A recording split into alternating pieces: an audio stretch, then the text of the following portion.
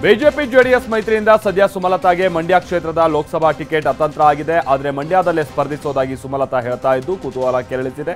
ಈ ಹಿನ್ನೆಲೆ ಇವತ್ತು ಬೆಂಗಳೂರಿನಲ್ಲಿ ಸುಮಲತಾ ಬೆಂಬಲಿಗರ ಸಭೆ ನಡೆಯಲಿದ್ದು, ಈ ಸಭೆಯಲ್ಲಿ ಚಾಲೆಂಜಿಂಗ್ ಸ್ಟಾರ್ ದರ್ಶನ್ ಕೂಡ ಭಾಗಿಯಾಗಲಿದ್ದಾರೆ ಅನ್ನೋದು ತಿಳಿದುಬಂದಿದೆ. ಲೋಕಸಭಾ ಟಿಕೆಟ್ ಸಿಗುವ ವಿಶ್ವಾಸದಲ್ಲಿರುವಂತಹ ವಿ ಸೋಮಣ್ಣ ತುಮಕೂರು ಜಿಲ್ಲೆಯಲ್ಲಿ ಮಿಂಚಿನ ಸಂಚಾರ ನಡೆಸ್ತಾ ಇದ್ದಾರೆ. ಸ್ಥಳೀಯ ಕಾರ್ಯಕ್ರಮದಲ್ಲಿ ಭಾಗಿಯಾಗ್ತಾ ಇರುವಂತಹ ಸೋಮಣ್ಣ ಜಿಲ್ಲೆಯಲ್ಲಿ ಪ್ರಚಾರವನ್ನ ಮುಂದುವರೆಸಿದ್ದಾರೆ. ನಿನ್ನೆ ತಡರಾತ್ರಿ ಹಲವು ಮುಖಂಡರನ್ನ ವಿ ಸೋಮಣ್ಣ ಭೇಟಿಯಾಗಿದ್ದಾರೆ. ರಾಜ್ಯಸಭೆಯಲ್ಲಿ ತಮ್ಮ ಎಲ್ಲ ಅಭ್ಯರ್ಥಿಗಳನ್ನ ಗೆಲ್ಲಿಸೋದಕ್ಕೆ ಮೂರೂ ಪಕ್ಷಗಳು ಭರ್ಜರಿ ಕಸರತ್ತನ್ನ ನಡೆಸ್ತಾ ಇವೆ. ಶಾಸಕರನ್ನ ಹಿಡಿದಿಟ್ಕೊಳ್ಳೋದಕ್ಕೆ ಕಾಂಗ್ರೆಸ್ ಹಾಗೆ ಕಮಲದಳ ಮೈತ್ರಿ ತಂತ್ರ ರೂಪಿಸ್ತಾ ಇದೆ. ಇತ್ತ ಕಾಂಗ್ರೆಸ್ ಶಾಸಕರು ನಾಳೆ ಸಂಜೆ ರೆಸಾರ್ಟ್ನಲ್ಲಿ ವಾಸ್ತವ್ಯ ಹೂಡಲಿದ್ದಾರೆ. ರೆಸಾರ್ಟ್ನಿಂದಲೇ ನೇರವಾಗಿ ಬಂದು ಮತವನ್ನು ಚಲಾಯಿಸಲಿದ್ದಾರೆ. ದಕ್ಷಿಣ ಶಿಕ್ಷಕರ ಕ್ಷೇತ್ರದ ವಿಧಾನ ಪರಿಷತ್ ಚುನಾವಣೆಗೆ 4 ತಿಂಗಳು ಬಾಕಿ ಇದೆ. ಆದರೆ ಈಗಲೇ ಜೆಡಿಎಸ್ ಟಿಕೆಟ್ ಆಕಾಂಕ್ಷಿ ವಿವೇಕಾನಂದ ವಾಚ್ ಅನ್ನ ಹಂಚ್ತಾ ಇದ್ದಾರೆ.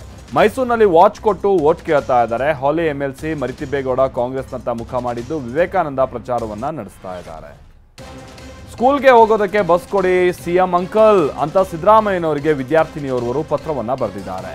ಬೆಂಗಳೂರಿನ ಸೀಗೆಹಳ್ಳಿಯ 8ನೇ ತರಗತಿ ವಿದ್ಯಾರ್ಥಿನಿ ಹರ್ಷಿಣಿ ಮನವಿ ಮಾಡಿದ್ದು, ಸಾರಿಗೆ ವ್ಯವಸ್ಥೆ ಇಲ್ಲದೆ ಪರದಾಡ್ತಾ ಇದ್ದು ಸಮಸ್ಯೆ ಬಗೆಹರಿಸಿಕೊಡುವಂತೆ ಸಿಎಂ ಹಾಗೆ ಸಾರಿಗೆ ಸಚಿವ ರಾಮಲಿಂಗಾರೆಡ್ಡಿ ಜೊತೆಗೆ ಶಿಕ್ಷಣ ಸಚಿವ ಮಧು ಬಂಗಾರಪ್ಪ ಹಾಗೂ ಬಾಲಕಿ ಪತ್ರವನ್ನ ಬರೆದಿದ್ದಾರೆ. ಬೆಂಗಳೂರಿನ ಗಲ್ಲಿ ಗಲ್ಲಿಯಲ್ಲೂ ನೀರಿಗಾಗಿ ಹಾಹಾಕಾರ ಜೋರಾಗಿದೆ. ಕೆಂಗೇರಿಯ ಹರ್ಷ ಲೇಔಟ್ನಲ್ಲಿ ಹನಿ ಹನಿ ನೀರಿಗೂ 100ಕ್ಕೂ ಹೆಚ್ಚು ಮನೆಗಳ ನಿವಾಸಿಗಳು ಪರದಾಡ್ತಾ ಇದ್ದಾರೆ. ಕಾವೇರಿ ನೀರಿಲ್ಲ, ಟ್ಯಾಂಕರ್ ನೀರನ್ನ ಕೊಳ್ಳೋದಕ್ಕಾಗ್ತಾ ಇಲ್ಲ ಅಂತ ಖಾಲಿ ಕೊಡವನ್ನ ಮಹಿಳೆಯರು ಪ್ರದರ್ಶಿಸಿ ಕಣ್ಣೀರು ಹಾಕಿದ್ರು. ಜಲಮಂಡಳಿಗೆ ದೂರು ಕೊಟ್ಟರು, ಕೇರ್ ಮಾಡ್ತಾ ಇಲ್ಲ ಅಂತ ಹಿಡಿಶಾಪ ಹಾಕ್ತಿದ್ದಾರೆ. ನೀರಿನ ಸಮಸ್ಯೆ ಕುರಿತ ಟಿವಿ9 ಅಭಿಯಾನಕ್ಕೆ ಕಾವೇರಿ ನೀರಾವರಿ ತಾಂತ್ರಿಕ ಸಮಿತಿ ಸಂಚಾಲಕ ಲಕ್ಷ್ಮಣ್ ಶ್ಲಾಘನೆಯನ್ನ ವ್ಯಕ್ತಪಡಿಸಿದ್ದಾರೆ. ಮೈಸೂರಿನಲ್ಲಿ ಮಾತನಾಡಿದ ಅವರು, ಮಳೆ ಕೈಕೊಟ್ಟಿದ್ದಕ್ಕೆ ನೀರಿನ ಸಮಸ್ಯೆ ಎದುರಾಗಿದೆ. ನೀರಿನ ವಿಚಾರದಲ್ಲಿ ಟಿವಿ9 ನಿರಂತರವಾಗಿ ಜಾಗೃತಿ ಮೂಡಿಸ್ತಾ ಇದೆ. ಸರ್ಕಾರ ಹಾಗೆ ಸಾರ್ವಜನಿಕ ಅಂದ್ರೆ ಇಬ್ಬರೂ ಕೂಡ ಇದಕ್ಕೆ ಸಂಬಂಧಪಟ್ಟ ಹಾಗೆ ಜವಾಬ್ದಾರಿ ಇರಬೇಕು, ಜವಾಬ್ದಾರಿಯಿಂದ ಅವರು ಕೆಲಸ ಮಾಡಬೇಕು ಅಂತ ಹೇಳಿದ್ದಾರೆ. ಮೈಸೂರಿನ ಕಬಿನಿ ಜಲಾಶಯದಲ್ಲಿ ನೀರಿನ ಮಟ್ಟ ಕುಸಿದಿದೆ. ಸದ್ಯ ಜಲಾಶಯದಲ್ಲಿ 2.1 TMC ನೀರು ಮಾತ್ರ ಬಳಕೆಗೆ ಲಭ್ಯ ಇದ್ದು 1 ತಿಂಗಳು ಬೆಂಗಳೂರಿಗೆ ಸರಬರಾಜಾಗುತ್ತೆ. ತಿಂಗಳ ಬಳಿಕ ಡ್ಯಾಮ್ ಸಂಪೂರ್ಣವಾಗಿ ಖಾಲಿ ಆಗುತ್ತೆ. ಅದರಿಂದಾಗಿ ಬೆಂಗಳೂರಿನ ಜಲಕ್ಷಾಮ ಮತ್ತಷ್ಟು ಉಲ್ಬಣಿಸುವ ಸಾಧ್ಯತೆ ಹೆಚ್ಚು ಅಂತ ತಿಳಿದು ಬರ್ತಾ ಇದೆ. ರಾಜ್ಯಾದ್ಯಂತ 1137 ಸಿವಿಲ್ ಕಾನ್ಸ್ಟೇಬಲ್ ನೇಮಕಾತಿ ಪರೀಕ್ಷೆ ನಡೀತಾ ಇದೆ. ಪರೀಕ್ಷಾರ್ಥಿಗಳಿಗೆ ವಸ್ತ್ರ ಸಂಹಿತೆ ಕಡ್ಡಾಯಗೊಳಿಸಲಾಗಿದೆ. ಜೀನ್ಸ್ ಪ್ಯಾಂಟ್ ಹಾಕಿರುವ ಹಾಗೆ ವಸ್ತ್ರ ಸಂಹಿತೆ ಪಾಲಿಸದೇ ಇರುವಂತಹ ವಿದ್ಯಾರ್ಥಿಗಳನ್ನ ಸಿಬ್ಬಂದಿ ವಾಪಸ್ ಕಳಿಸಿದ್ದಾರೆ. ಚಿಕ್ಕಮಗಳೂರಿನ ಕಾಫಿ ತೋಟಗಳನ್ನು ಉಳಿಸ್ಕೊಳ್ಳೋಕೆ ರೈತರು ಪರದಾಡ್ತಾ ಇದ್ದಾರೆ. ಬರದಿಂದ ರೈತರು ಟ್ಯಾಂಕರ್ ನೀರಿನ ಮೊರೆ ಹೋಗಿದ್ದಾರೆ. ಹಣ ಕೊಟ್ಟರೂ ಸಕಾಲಕ್ಕೆ ನೀರು ಸಿಗ್ತಾ ಇಲ್ಲ ಅಂತ ಅಜ್ಜಂಪುರ ತಾಲೂಕಿನ ಶಿವನಿ ಚೀರಣಹಳ್ಳಿ ಗ್ರಾಮದ ರೈತರು ಬೇಸರ ವ್ಯಕ್ತಪಡಿಸಿದ್ರು. ರಾತ್ರಿ ಹಗಲಿನದೇ ರೈತರು ನೀರು ಹಾಯಿಸ್ತಾ ಇದ್ದಾರೆ. ಗುಜರಾತ್ನ ದ್ವಾರಕಾಧೀಶ್ ದೇಗುಲದಲ್ಲಿ ಪ್ರಧಾನಿ ನರೇಂದ್ರ ಮೋದಿ ಪೂಜೆಯನ್ನ ಸಲ್ಲಿಸಿದ್ದಾರೆ. ಇದರ ಜೊತೆಗೆ ರಾಜ್ಕೋಟ್ನಲ್ಲಿ ಏಮ್ಸ್ ಸೇರಿ ಹಲವು ಯೋಜನೆಗಳಿಗೆ ಚಾಲನೆ ನೀಡಲಿದ್ದಾರೆ.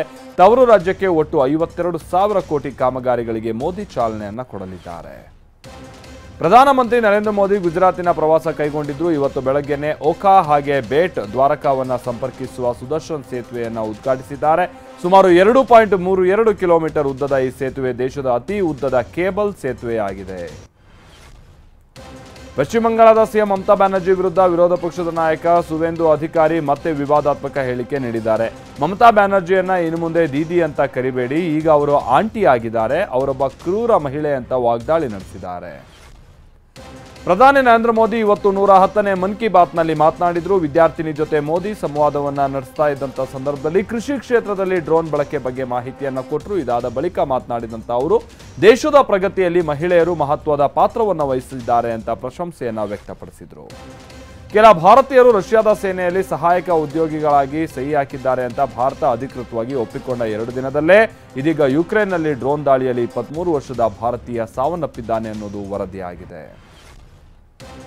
ಗುಜರಾತ್ನ ರಾಜ್ಕೋಟ್ನಲ್ಲಿ ಭಾರತ ಮತ್ತು ಇಂಗ್ಲೆಂಡ್ ಮಧ್ಯೆ 4ನೇ ಟೆಸ್ಟ್ ಪಂದ್ಯ ನಡೀತಾ ಇದೆ. 7 ವಿಕೆಟ್ ನಷ್ಟಕ್ಕೆ 219 ರನ್ ಗಳಿಸಿ 3ನೇ ದಿನದಾಟ ಆರಂಭಿಸಿದ ಟೀಂ ಇಂಡಿಯಾ 307 ರನ್ಗಳಿಗೆ ಆಲ್ಔಟ್ ಆಯಿತು.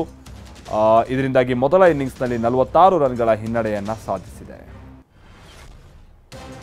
ಬಾಲಿವುಡ್ ನಟ ಶಾರುಖ್ ಖಾನ್ ಸಕ್ಸಸ್ ಹಾಗೆ ಫೇಲ್ಯೂರ್ ಬಗ್ಗೆ ಮನಬಿಚ್ಚಿ ಮಾತನಾಡಿದ್ದಾರೆ. ಇತ್ತೀಚೆಗೆ ಮಾತನಾಡ್ತಾ ಇದ್ದಂತ ನಟ ಶಾರುಖ್ ಜೀವನದಲ್ಲಿ ಸಕ್ಸಸ್ಗಿಂತಲೂ ಫೇಲ್ಯೂರ್ ಒಳ್ಳೆಯದು, ಅದೇ ಗುಡ್ ಟೀಚರ್ ಅಂತ ಹೇಳಿದ್ದಾರೆ. ಬಾಲಿವುಡ್ ನಟಿ ಮೃಣಾಲಿನಿ ಠಾಕೂರ್ 88,000 ರೂಪಾಯಿ ಮೌಲ್ಯದ ಆಕರ್ಷಕ ಕಪ್ಪು ಕಸೂತಿ ಬ್ಲೇಸರ್ ಸೆಟ್ ಅನ್ನ ಧರಿಸಿರುವ ಫೋಟೋಗಳನ್ನು ಅಪ್ಲೋಡ್ ಮಾಡಿದ್ದಾರೆ. ನಟಿಯ ಈ ಅತ್ಯಾಧುನಿಕ ಗ್ಲಾಮರ್ ಉಡುಗೆಯ ಫೋಟೋಗೆ ಫ್ಯಾನ್ಸ್ಗಳು ಫಿದಾ ಆಗಿದ್ದಾರೆ. ಪಂಜಾಬ್ನಲ್ಲಿ ದೊಡ್ಡ ದುರಂತವೊಂದು ತಪ್ಪಿದೆ. ಜಮ್ಮು ಕಾಶ್ಮೀರದ ಕಥುವಾದಿಂದ ಪಂಜಾಬ್ನ ಹೋಶಿಯಾರ್ಪುರದವರೆಗೂ ಲೋಕೋ ಪೈಲಟ್ ಇಲ್ಲದೆ ಗೂಡ್ಸ್ ರೈಲು ಸಾಗಿ ಬಂದಿದೆ. ಸುಮಾರು 78 ಕಿಲೋಮೀಟರ್ ಲೋಕೋ ಪೈಲಟ್ ಇಲ್ಲದೆ ಸಾಗಿ ಬಂದಿದೆ. 78 ಕಿಲೋಮೀಟರ್ ಸಾಗಿ ಬಂದಂತ ಗೂಡ್ಸ್ ರೈಲನ್ನ ಹಳಿ ಮೇಲೆ ಮರದ ಬಾಕ್ಸ್ಗಳನ್ನ ಇರಿಸಿ ನಿಲ್ಲಿಸಲಾಗಿತ್ತು.